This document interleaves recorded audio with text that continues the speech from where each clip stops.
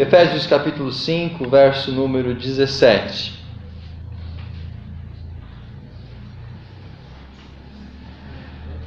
Você já viu aqui na tela qual é a direção da nossa ministração desta noite? Nós vamos tratar desses três assuntos: a direção, a vocação e o ministério.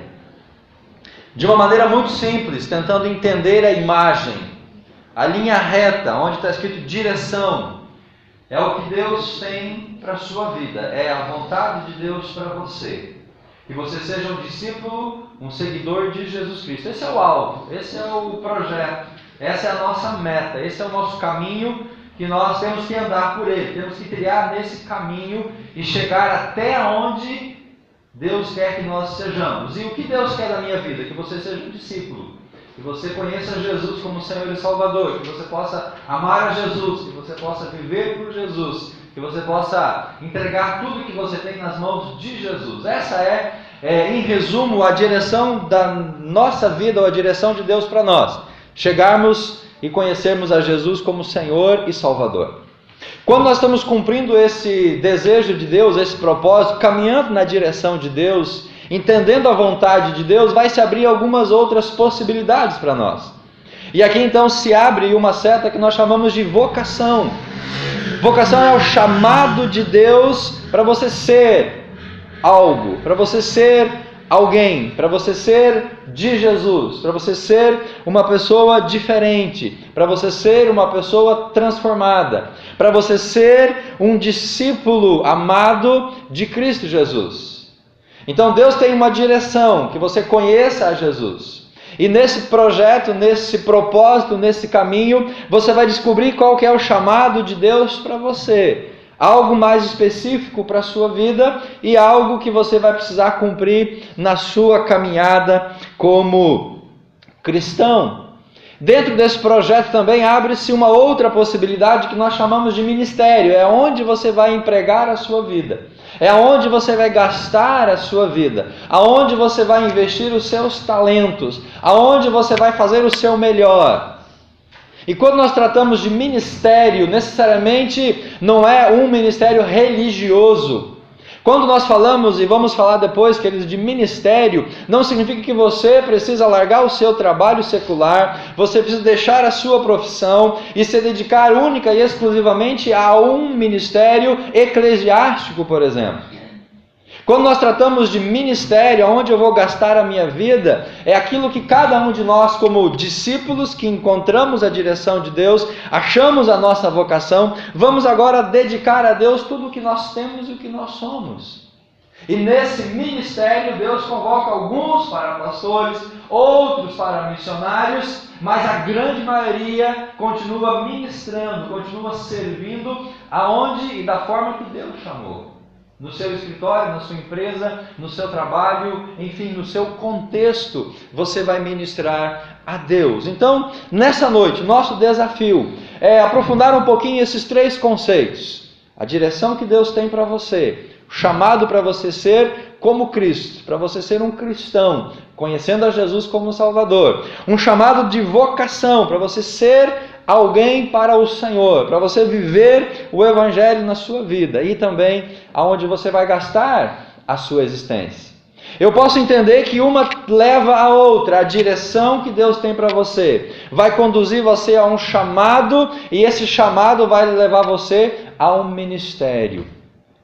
Então, se nós queremos ministrar, se nós queremos servir, se nós queremos gastar a nossa vida dedicada ao Senhor, a primeira coisa que eu tenho que fazer é entender qual que é a direção de Deus para a minha vida. Eu não vou poder entender o chamado, eu não vou entender o ministério que Deus tem para mim se eu primeiro não andar na direção, no caminho que o Senhor tem para a minha vida. E assim como eu não entendendo a minha vocação, o meu chamado, eu não vou também poder ministrar naquilo que Deus tem para mim. Efésios 5,17, nós abrimos com esse texto, onde o apóstolo Paulo escreve assim para os seus discípulos: não procedam imprudentemente, mas procurem, olha o que o apóstolo Paulo escreve, procurem descobrir e fazer o que o Senhor quer que vocês façam. Procurem então descobrir a direção, a vocação e fazer o ministério, aquilo que Deus tem para cada um de nós. E nós podemos entender, meus amados, que Deus tem um propósito para as nossas vidas. Deus tem algo para nós. O Rick Warren escreveu um livro, Uma Vida com Propósito. E nesse livro ele aponta basicamente dessa fórmula. Deus tem um propósito para cada ser humano, para cada vida, para cada discípulo.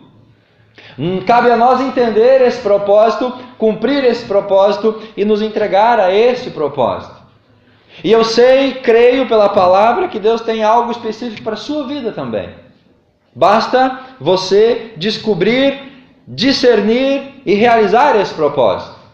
Deus tem algo para você, com você e exclusivo para você. Então, procure descobrir, procure entender, discernir para poder realizar isso que Deus tem para a sua vida. Porque no mesmo livro de Efésios, capítulo 2, verso 10, o apóstolo Paulo diz, queridos, que Deus nos chamou para nós fazermos a diferença. Vou usar essa expressão.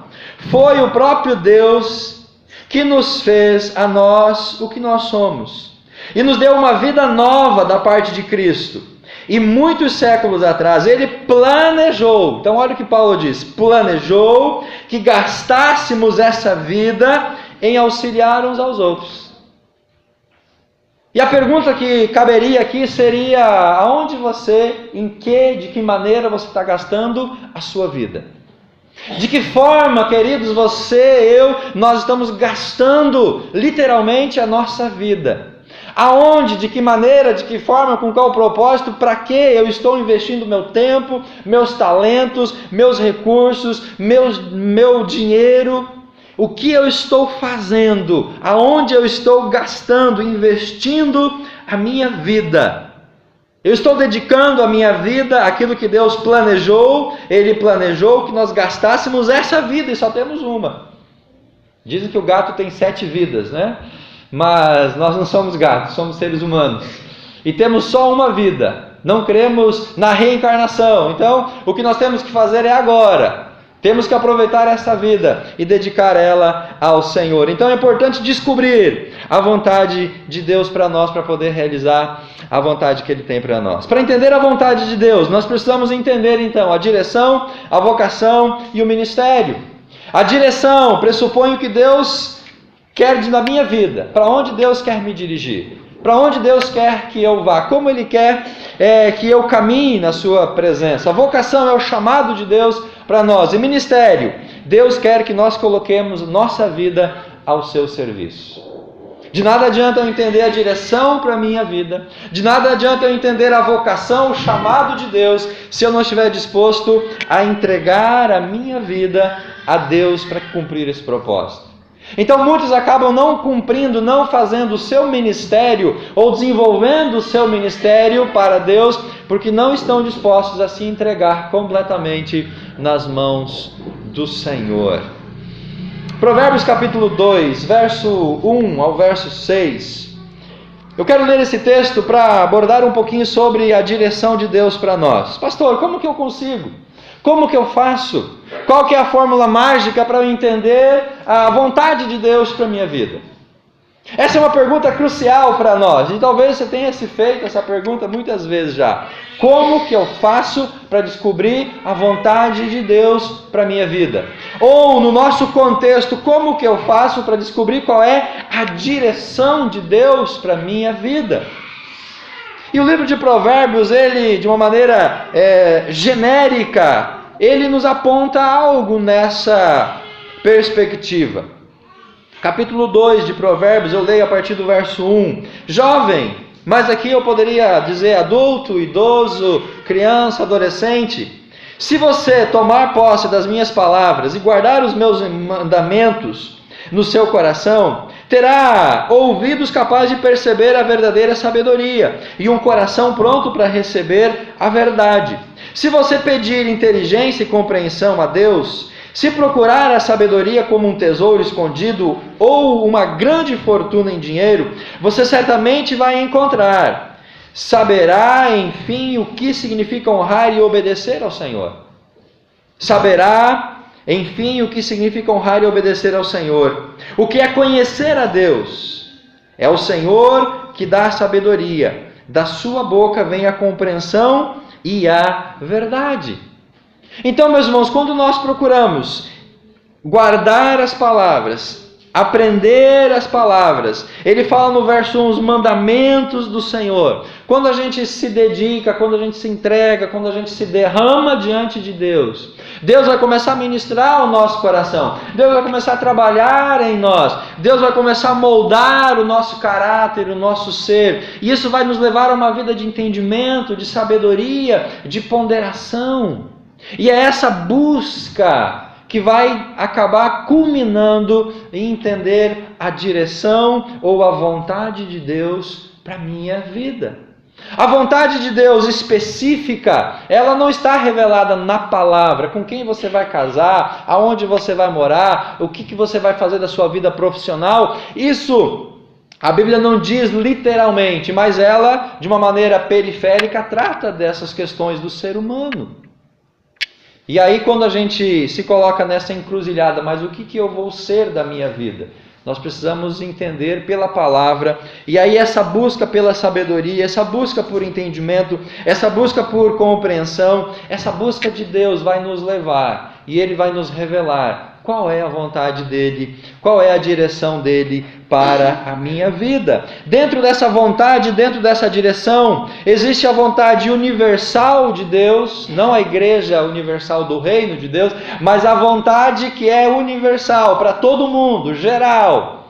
A vontade de Deus, propósito, direção de Deus para todo mundo. Romanos 8, 29, que nós sejamos como Jesus Cristo.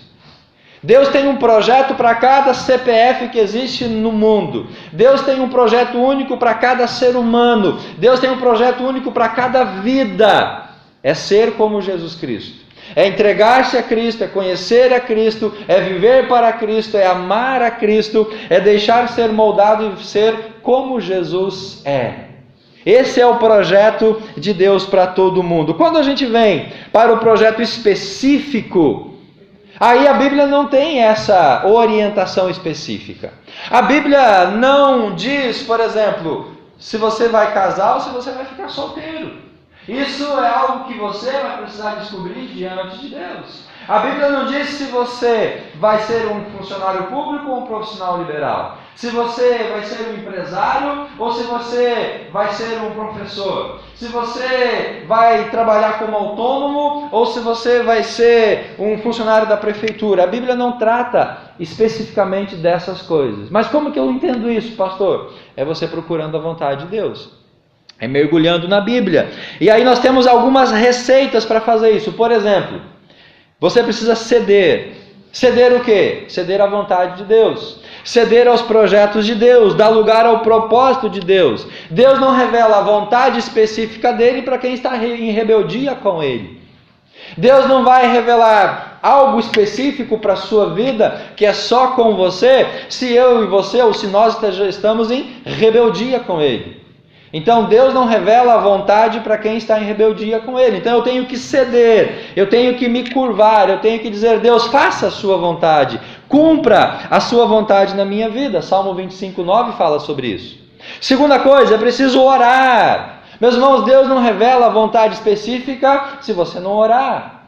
A oração ela é importante para isso. Mateus 7:7, Tiago 4:2 fala sobre a oração para que a gente possa entender a vontade de Deus.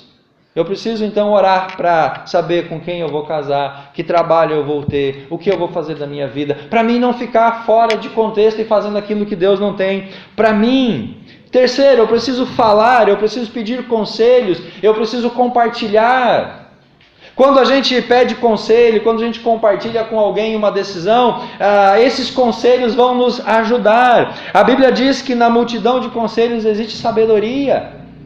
Então peça conselho para sua mãe, peça conselho para o seu pai, peça conselho para sua avó, peça conselho para o pastor, se aconselhe, diga: olha, eu estou pensando em fazer isso, eu estou querendo, eu acho que isso vai ser bom para a minha vida. E aí quando você partilha esse sonho, esse desejo, esse projeto, as pessoas vão te ajudar. nesse propósito. Apenas um cuidado, Salmo 1.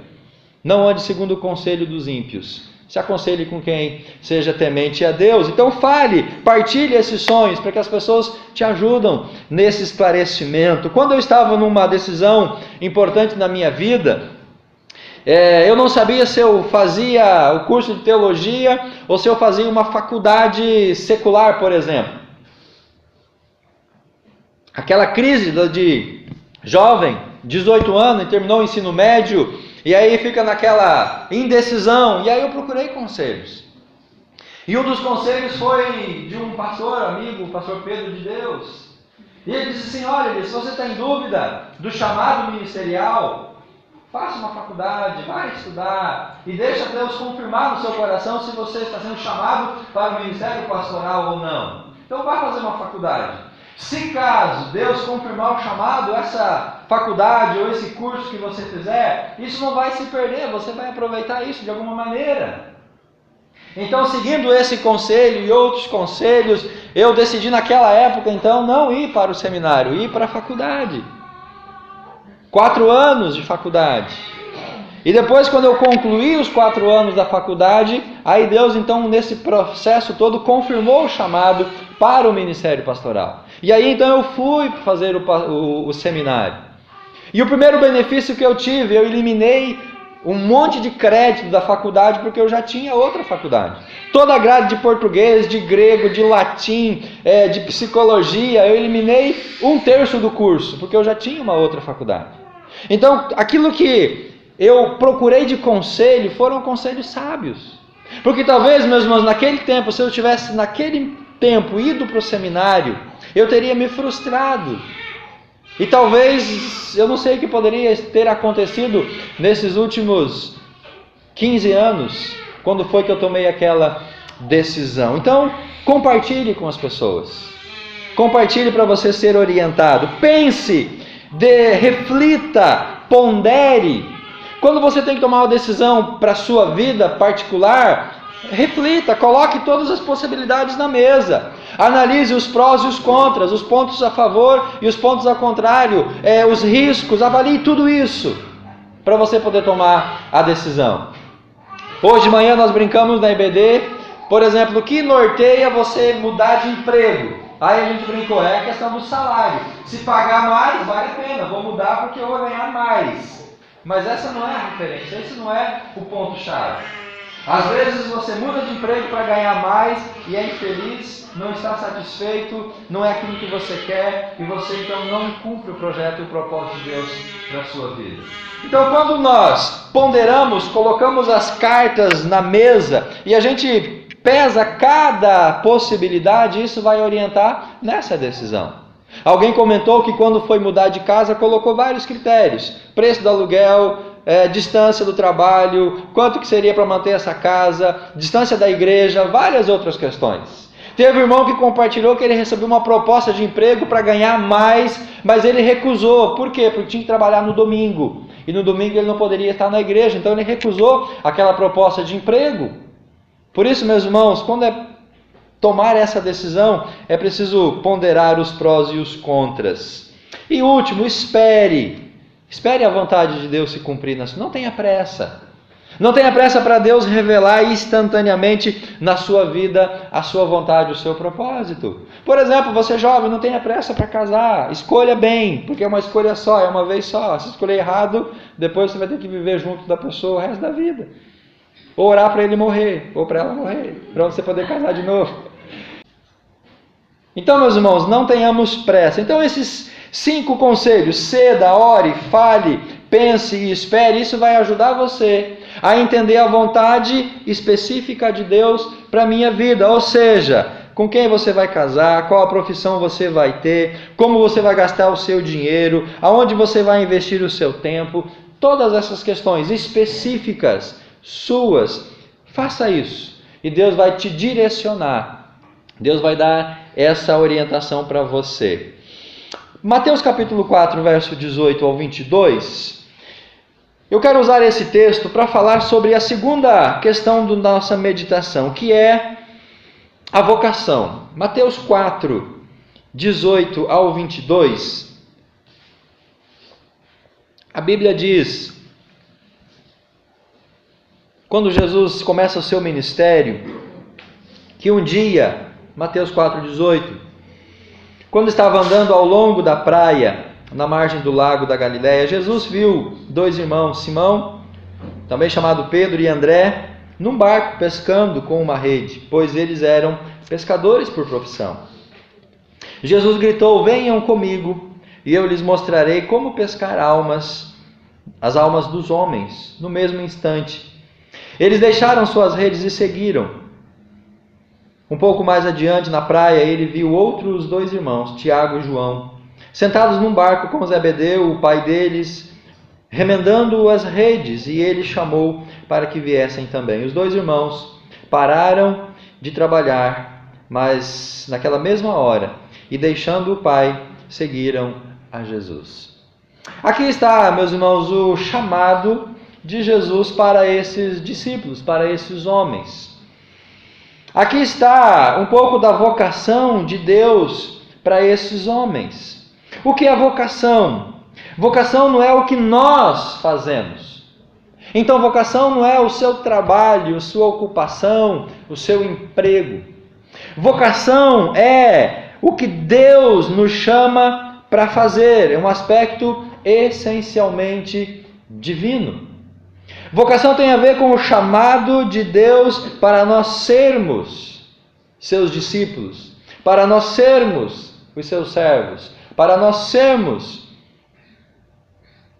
algo que Ele tem planejado para nós. Vocação, então, é entender pessoal, individualmente, a vontade de Deus.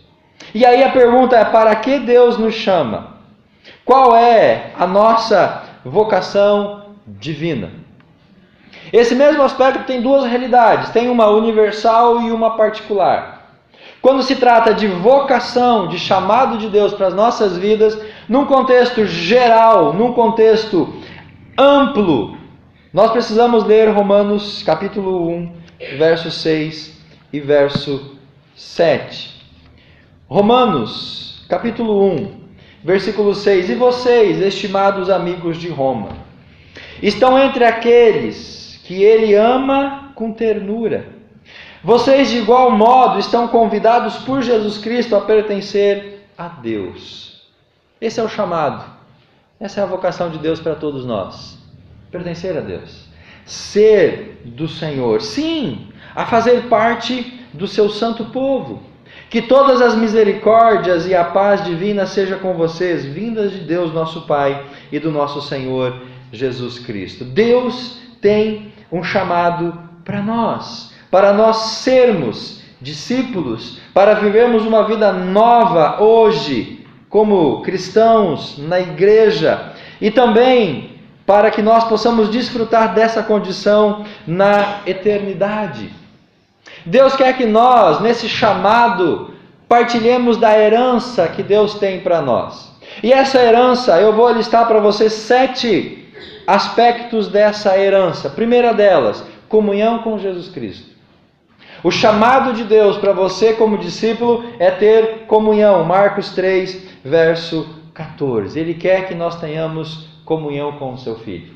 Não quer que a gente fique isolado, sozinho, desamparados. Precisamos ter comunhão com Jesus, andar com Jesus. Ele chamou aqueles 12 discípulos para estar mais próximos dele, para que esses homens fossem treinados, capacitados para cumprir o chamado específico. Segundo aspecto, liberdade, Gálatas 5,13. Amado, Jesus nos chamou para sermos livres do pecado, livres da culpa, livres da corrupção, livres da mentira, livres do engano, livres do medo, livres do egoísmo. Ele nos chama para sermos livres em Jesus. Uma única liberdade que nós não temos é para pecar. A única coisa que nós não somos livres para fazer é desobedecer a palavra e os propósitos de Deus. No mais, Ele nos dá liberdade para vivermos com uma consciência tranquila, com a certeza do perdão dos nossos pecados, com a certeza da libertação sobre o jugo da escravidão espiritual. Ele nos chama para ter paz. Paz é resultado de uma reconciliação com Cristo. Paz é um resultado de uma reconciliação entre as pessoas. Ele nos chama para ter paz dentro das nossas casas, para ter paz nos nossos lares, paz nos nossos relacionamentos. E infelizmente, meus irmãos queridos, hoje nós vivemos dias em que as pessoas não têm paz. As pessoas não têm paz dentro do seu lar e aí então elas procuram sair de casa para poder ter um pouquinho de sossego, por exemplo. As pessoas vivem dilemas de relacionamentos, as pessoas vivem situações controversas, o mundo precisa de paz. E Cristo pode nos oferecer essa paz, uma paz que a palavra diz que excede todo o entendimento. É uma paz que o mundo não pode oferecer. Quarto, santidade. Nós precisamos ser santos como Ele é santo. Ou precisamos ser santos porque Ele é santo. E Ele nos chama para uma vida de santidade. Ele nos chama para uma vida de consagração. Ele nos chama para uma vida de arrependimento. Pedro 1,15 fala sobre isso. Nós somos chamados para sermos santos como e porque o Senhor é santo. Ele nos chama para testemunhar. 1 Pedro 2,9. Vocês são a geração eleita, são o sacerdócio real, a nação escolhida para anunciar, dar o seu testemunho, viver a sua vida, partilhar Jesus com as outras pessoas, contagiar o seu ambiente com Jesus Cristo. Precisamos ser boas testemunhas. Próximo aspecto, sofrimento. Pedro também em 1:20 e 21 fala que nós somos chamados para o sofrimento em Cristo e com Cristo. A vida cristã, meus irmãos, não é só um mar de rosas. No tempo em que Pedro escreve a sua carta, os cristãos estavam sendo perseguidos pelo imperador romano. Nero estava perseguindo a igreja e havia uma nuvem de perseguição que a qualquer momento poderia chegar na vida daqueles irmãos. E aí Pedro escreve 1 Pedro 2:20 e 21 dizendo assim: olha, não retribuam, não paguem o mal com o mal, não vão para a luta armada, mas sofram por Jesus aquilo que outros já sofreram, aquilo que o próprio Cristo sofreu, porque se eles perseguiram a Cristo, Pedro fala, eles vão perseguir a nós também. E infelizmente, hoje, talvez, a perseguição, ela está fazendo falta na igreja de Jesus Cristo. Porque a perseguição era uma maneira de Deus purificar a sua igreja. Na perseguição ficava aqueles que de fato eram fiéis. Quando o cristianismo se tornou uma religião oficial, que acabou a perseguição, ele começou a perder o seu foco e o seu propósito original.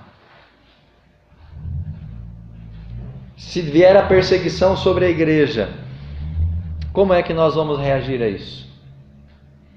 E último, ele nos chama para a sua glória, 1 Pedro 5,10. Se nós sofremos com Cristo, nós vamos ter a glória dele também.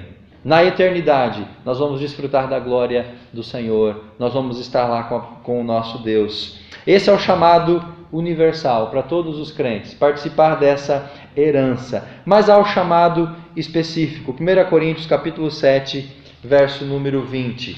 Diz assim a palavra de Deus: de modo geral, uma pessoa deve continuar no trabalho em que ela estava fazendo quando Deus a chamou. Os coríntios tinham uma percepção, queridos, mais ou menos assim. Depois da conversão, tudo que a pessoa tinha antes não tinha nenhum valor. A conversão a Jesus Cristo era algo tão significativo que ela tinha que abandonar tudo aquilo que ela tinha construído anteriormente. E uma das esferas era, por exemplo, dentro do relacionamento conjugal. Então a pessoa conheceu a sua companheira, o seu companheiro, o seu cônjuge. Casou, formou uma família. E depois que ela conheceu a Cristo, depois que ela se converteu, eles tinham um entendimento que eles tinham que abandonar aquela família. Eles tinham que deixar o companheiro cônjuge, para a partir de então construir uma nova família. Porque o entendimento deles era que tudo aquilo que havia antes não tinha nenhum valor, não tinha nenhum proveito. E nós temos que ter cuidado para não fazer e não cometer esse mesmo erro, de achar de que tudo aquilo que nós vivemos no passado não tem nenhum valor, de que a partir da minha conversão é que Deus vai se interessar e Deus vai se importar comigo. Só a partir da minha conversão é que eu vou poder ser útil para o Senhor. Tudo que eu fiz antes não tem nenhum valor. Mas, meus irmãos, Deus está preocupado conosco desde o nosso nascimento. Então, tudo que você construiu, tudo que você produziu de bom, tudo que você fez de ético, de moral, de saudável, até a conversão, isso não pode ser rejeitado. Isso tem que ser valorizado, porque Deus pega isso e trabalha dentro disso. Deus santifica isso, Deus purifica isso, Deus potencializa isso. Por exemplo, se você tinha uma vida profissional, você era uma pessoa bem-sucedida. Quando você se converteu, você não vai abandonar tudo isso para começar agora uma nova direção, um novo caminho. Deus vai usar isso que você construiu até então, Deus vai purificar, Ele vai aperfeiçoar isso, para que a partir de agora então você canalize isso para Deus e para a obra dEle.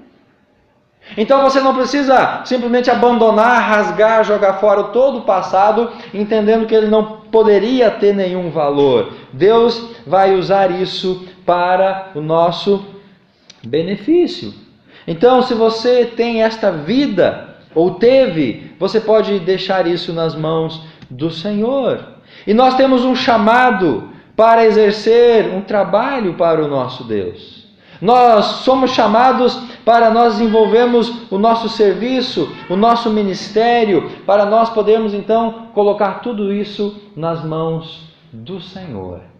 Deus tem uma direção, Deus tem uma vocação, e nós fechamos isso agora, afunilando isso, falando de um ministério.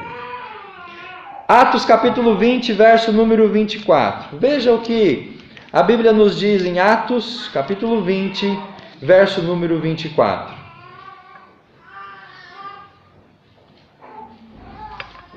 Mas a vida não vale nada, a menos que eu viva para fazer a obra do Senhor Jesus Cristo, a obra que Ele me destinou, a obra de contar aos outros a boa nova da graça do amor de Deus. Meus irmãos, qual é o ministério que Deus tem para as nossas vidas? Qual é o ministério que Deus tem para você especificamente? Qual é o ministério aonde você vai investir e gastar toda a sua vida? Atos diz: contar aos outros a boa nova da graça e do amor de Deus. Esse é o nosso ministério. E como que eu posso então fazer isso? Como que eu posso investir a minha vida para que a minha vida valha a pena, de maneira que eu conclua e cumpra esse chamado de Deus? Aí eu preciso entender a direção para onde Deus quer me levar, a minha vocação para o que Ele vai me chamar e chegar no ministério, aonde eu vou servi-lo. E o que é ministrar? O que é ministério? Ministério não é apenas uma questão religiosa. Então, pastor, para mim poder levar as boas novas, para mim poder partilhar essas boas novas com as outras pessoas, eu tenho que largar o meu trabalho secular, a minha profissão, ir para o seminário, fazer um curso de teologia, estudar lá um tempo, me tornar pastor ou missionário para poder levar as boas novas. Não. Não é assim que Deus espera. Alguns são chamados para um ministério eclesiástico, pastoral, missionário e outras esferas. Mas a grande maioria de nós, dos irmãos, vão poder ministrar aonde você está. Vai poder ministrar, exercer o seu chamado, a sua diaconia, o seu serviço, aonde você está. No contexto aonde você está, fazendo o que você está fazendo. Você não precisa largar tudo, vender tudo, ir lá para a África, para poder lá então cumprir um ministério, uma vocação, E lá então falar do amor de Deus para os perdidos. Queridos, tem perdidos que precisam ouvir o amor de Deus chegando até você todos os dias. Tem perdidos que precisam ouvir o amor de Deus aos quais você vai todos os dias, aos quais você aperta a mão todos os dias, aos quais você vende alguma coisa todos os dias, aos quais você senta para tomar cafezinho da tarde quase todos os dias. E aí você imagina então o seu contexto para essas pessoas ouvirem a boa nova do Evangelho. Então eu vou chamar o pastor aqui, para o pastor falar de Jesus para essas pessoas. É uma boa opção. Agora, será que o pastor vai poder fazer isso para todas as pessoas de todos os relacionamentos da igreja? Nós estamos em quantas pessoas aqui hoje à noite? Vamos ser pessimistas, multiplica a sua vida por 5 pessoas que você se relaciona. Será que uma pessoa vai poder falar de Jesus para todas essas pessoas? Impossível. Então, meus irmãos, o chamado ministerial, o meu serviço, ele pode ser feito aonde eu estou, da forma que eu estou, do jeito que eu estou. Atos capítulo 6 vai falar sobre a escolha dos diáconos, lá no começo da igreja cristã. A Bíblia diz que havia uma confusão porque as viúvas dos gregos estavam sendo esquecidas na distribuição do alimento da cesta básica. E aí os apóstolos começaram então a ter que resolver esse problema de dar alimento para a viúva. Até que chegou num ponto e ele falou: vamos parar com esse negócio aqui. Chamou a igreja, chamou os líderes, falou: vamos eleger homens, pessoas capazes, para eles distribuir a cesta básica para as viúvas. E nós, os apóstolos, vamos nos dedicar à oração e à pregação. Mas com essa diferença, ou com essa escolha, eles não estavam dividindo entre o trabalho santo, mais importante, que é pregar, que é orar, o trabalho pastoral, e o trabalho menos importante, que é dar a cesta básica para as viúvas. Não existe, irmãos, no reino de Deus, divisão. Não existe hierarquia. O ministério mais importante é do pastor, depois vem do vice-moderador, depois vem do diácono, aí vem do presbítero, aí do professor da EBD e a pessoa que faz a limpeza da igreja. Não existe essa hierarquia. Diaconia, trabalho, serviço é a mesma coisa. E a mesma palavra que foi usada para eles distribuírem a cesta, a palavra diaconia, foi que os apóstolos usaram para eles. Nós vamos nos dedicar ao ministério, diaconia da palavra. Então, na igreja, no reino de Deus, o ministério ele é único. O que diferencia é essas funções. Deus chama uns para o ministério pastoral, outros para o ministério de ensino, outros para ser um empresário, outros para ser um professor, outros para ser funcionário público. Cada um de nós, desenvolvendo o nosso chamado no nosso contexto, é o nosso ministério, é o nosso serviço, é o nosso gastar a nossa vida para as boas novas do Senhor. E aí eu posso dizer para os irmãos que nós precisamos sim de pastores, precisamos de missionários, mas nós precisamos muito mais de professores que na sala de aula tenham coragem de ministrar Jesus para os seus alunos. Mesmo que talvez veladamente, já que o Estado não permite falar abertamente da palavra, de confissão religiosa. Precisamos de médicos que lá no consultório, quando faz a consulta e prescreve a receita e diz: essa receita, esse medicamento vai ajudar a tirar a sua dor, mas Jesus pode curar você. O médico precisa fazer isso, e precisamos de médicos que tenham essa coragem de poder glorificar a Jesus. Nós precisamos de engenheiros, precisamos de empresários, de funcionários públicos, de donas de casas, de aposentados, decididos a impregnar o seu contexto secular a fim de ganhá-lo para Jesus Cristo. Isso é gastar, meus irmãos, a nossa vida no meu ministério, no meu trabalho. Nós não precisamos estar dentro da igreja para ministrar as pessoas. Nós não precisamos ter um cargo na igreja para ministrar as pessoas. Nós vamos ministrar às pessoas no nosso contexto, no nosso dia a dia, no nosso chamamento. E o meu ministério, ele também é atrelado muitas vezes aos nossos talentos, aos nossos dons naturais. Se você é um bom empresário, por que será que Deus iria tirar você desse ramo empresarial para que você pudesse ser bênção para o reino? Não, você vai ser um bom servo, você vai ser bênção para o reino no ramo empresarial. Se você está lá numa repartição pública, para que Deus iria tirar você de lá para você ser um bom ministro? Você vai ser um bom ministro lá. Se você está numa sala de aula com 40 alunos, para que Deus iria tirar você de lá para você ministrar as pessoas? Não, lá você vai ministrar. Então, irmãos, o nosso chamado ministerial é de glorificar a Deus, dar a nossa vida, gastar a nossa vida no contexto onde nós estamos, usufruindo dos talentos que nós temos. E muitas vezes Deus vai usar esses talentos naturais para glorificar o nome dEle. Deus vai usar essas habilidades, as quais nós já nascemos, para Deus, através disso, glorificar o nome dEle. Devemos usar e gastar os nossos talentos, os nossos dons, no serviço para o qual nós somos chamados. Querido, você que já acordou agora, olha para mim. O que você faz de bom? Qual é a coisa que você faz de melhor? O que você faz e que você diz, eu sou bom em fazer isso, eu sou o cara, eu faço isso muito bem, ninguém faz isso igual a mim. O que é que você faz bem, mas bem mesmo, que você é ótimo?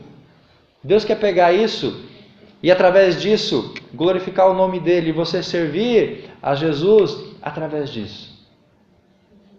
O que você faz bem? Pega isso e diz, Deus, é isso que eu sei fazer bem, o Senhor me deu essa habilidade.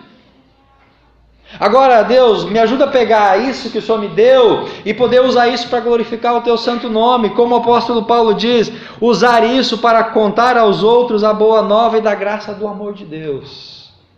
Irmão, você é boa na cozinha, faz aquela comida gostosa, glorifica a Deus através disso. Faz aquela comida excelente. Chama o pastor, não, chama a sua vizinha que não é crente para comer a sua comida gostosa. Ela vai gostar da sua comida, ela vai querer voltar para comer dentro da sua casa. E aí você vai começar a ministrar o amor de Deus para essa pessoa. O que você faz de excelente? Aproveita, pega isso e diz, Deus, é isso que eu tenho, eu vou oferecer isso para o Senhor. E eu concluo, meus irmãos, dizendo que direção, vocação e ministério tem a ver com a vontade de Deus para as nossas vidas. Eu preciso entender qual que é a direção que Ele tem para mim. Eu preciso entender qual que é a vocação que Ele está me chamando. E aí então eu vou poder desenvolver o meu ministério. E não há por que temer a vontade de Deus, pensando que é muito difícil. Não é difícil entender a vontade de Deus. Se Deus quer o nosso bem, Ele vai nos ajudar a entender a sua vontade.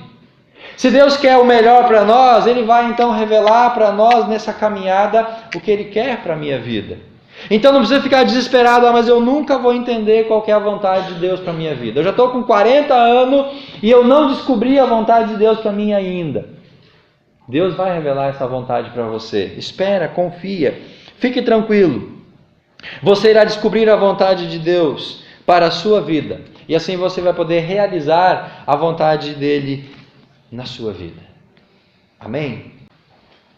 Nós precisamos, como discípulos, queridos, nessa nossa jornada, entender essas questões da direção, da vocação e do nosso ministério.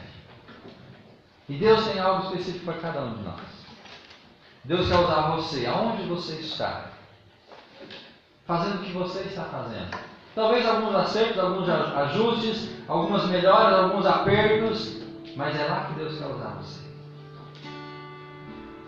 É lá que Deus vai ministrar através de você, no seu contexto. Imagina quantas pessoas você se relaciona durante uma semana. Eu nunca poderia alcançar todas essas pessoas, mas você vai poder alcançá-las. Então, se nós entendemos esse chamado para fazer a vontade de Deus aonde eu estou, Irmãos, esses espaços vazios aqui vão ser preenchidos. Se cada um de nós desenvolver o nosso trabalho, o nosso ministério com alegria, com satisfação, com júbilo, nós vamos poder ser instrumento de Deus para alcançar o coração das pessoas que não têm Jesus Cristo.